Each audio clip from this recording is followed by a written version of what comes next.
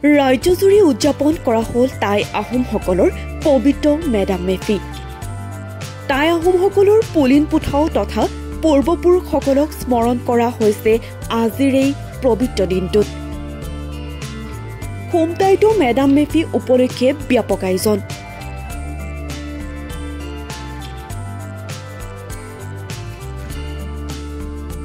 বৃহত্তৰ খুমটাইবাসী ৰাইজৰ উদ্যোগত খুমটাই ঢলা চুকত অনুষ্ঠিত হৈছে খুমটাই আঞ্চলিক মেডাম মেফি।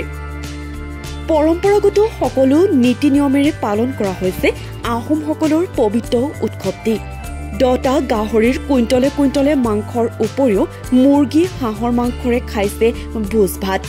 পৰম্পৰাগত নীতি নিয়মেৰে অনুষ্ঠিত কৰা মেডাম মেফিত অনুষ্ঠিত কৰিছে টাই ভাষাৰ বিভিন্ন নৃত্যগীত। মেডাম মেফি উপলক্ষে অনুষ্ঠিত কৰিছে মুকলি সভা। আড়ম্বৰপূৰ্ণভাৱে অনুষ্ঠিত মেডাম মেফিক কেন্দ্ৰ কৰি উৎসৱমুখৰ পৰিৱেশ সমগ্ৰ খুমটাই অঞ্চলত। ধন্যবাদ। প্ৰথমতে টাংলাই বয়কম সকলোলৈকে মেডাম মেফি উপলক্ষে সকলো জনগোষ্ঠীলৈকে আমাৰ ইয়াৰ পৰা খুমটাইৰ পৰা আমি শুভেচ্ছা জনাইছোঁ। এয়া আমাৰ ইয়াত আচলতে 6ষ্ঠ বাৰ্ষিক মেডাম মেফি সমগ্ৰ খুমটাইবাসী ৰাইজৰ সহযোগত আমি ইয়াত দুদিনীয়াকৈ উদযাপন কৰিবলৈ লৈছোঁ কাৰ্যসূচী। কালি সন্ধিয়াৰ পৰা পূজা আৰম্ভ হৈছে আৰু আজি মূল পূজাভাগ ইতিমধ্যে সমাপ্ত হওঁ আৰু এই ৰন্ধা বঢ়া কাম চলি আছে। ৰাইজো গোট খাইছে। ইয়াৰ পিছতে মুকলি সভা হ'ব। মুকলি সভা যিসকল আমি বিশিষ্ট ব্যক্তি আমন্ত্ৰণ জনাইছোঁ তেখেতসকলে আহি উপস্থিত হৈছেহি। আমি যোগাৰ মানে আমি গাহৰি 10টা যোগাৰ কৰিছোঁ। তাৰ পৰা হাঁহ আছে আৰু মুৰ্গী আছে, ইমানখিনি। আৰু আশা ৰাখিছোঁ আমি প্ৰায় 5,000 ওপৰৰ মানুহ গোট খাব। 7-8 কুইণ্টেলমান হ'ব। আৰু বিভিন্ন বেলেগ মাংস আছে। গাহৰি নোখোৱা ৰাইজো আহে। ব্ৰইলাৰ আছে, ব্ৰইলাৰ হাঁহ আছে। সকলোৱে মানে পাৰিব। হয়, দেখা পাইছোঁ আমি ৰাতিপুৱাৰ পৰা, কালিৰ পৰা আচলতে ব্যস্ততাটো।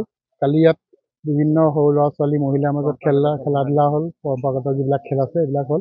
সেইবিলাকৰ প্ৰাইজ দিয়া ব্যৱস্থা ৰাখিছোঁ আমি। তাৰপিছত সন্ধিয়া আকৌ আমি সাংস্কৃতিক সন্ধিয়া ব্যৱস্থা কৰিছোঁ।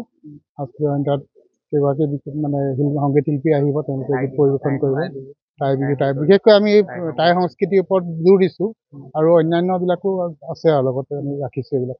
কেনেকুৱা লাগিছে মেডাম মেফি বুলি? সৰ্বপ্ৰথমে আপোনালোকক মই শুভেচ্ছা জনাইছোঁ। আমাৰ খুমটাইত যিহেতু খুমটাই ইতিহাস প্ৰসিদ্ধ এডোখৰ ঠাই, তাত কেইবছৰমানৰ আগৰ পৰা মেডাম মেফি পালন কৰি অহা হৈছে। এই স্থানডোখৰত এইবাৰলৈ 6ষ্ঠ বছৰত আমাৰ মেডাম মেফি উদযাপন কৰা হৈছে। দুদিনীয়া কাৰ্যসূচী আমি অনুষ্ঠিত কৰিবলৈ আগবাঢ়িছোঁ আৰু উখল মাখল পৰিৱেশ খুব ভাল লাগিছে। হয়, আমি যিটো পৰম্পৰা আমাৰ সাজপাৰৰ পৰা আদি কৰি যিখিনি আমাৰ সংস্কৃতি, টাই আহোমৰ যি সংস্কৃতি আমি সেইখিনি ৰাখিবলৈ চেষ্টা কৰিছোঁ। উঠি অহা প্ৰজন্মক আমি এইখিনি ধৰি ৰাখিবৰ কাৰণে আদৰ্শ হ'বলৈ চেষ্টা কৰিছোঁ। গতিকে আমাৰ প্ৰথম কাৰ্যসূচীত আছিলে পতাকা উত্তোলন। তেতিয়া আমি তাত জাতীয় সংগীত, টাই জাতীয় সংগীত পৰিৱেশন কৰিছোঁ। তাৰপিছতে টাই প্ৰাৰ্থনা পৰিৱেশন কৰিছোঁ। টাই গীত, নৃত্য, বিহু সকলোখিনি আছে। আমি এতিয়া গোলাঘাটৰ পৰা ভাস্কৰ ৰাজগুৰুৰ সহযোগত নিউজ ডেস্ক এনি টক্স।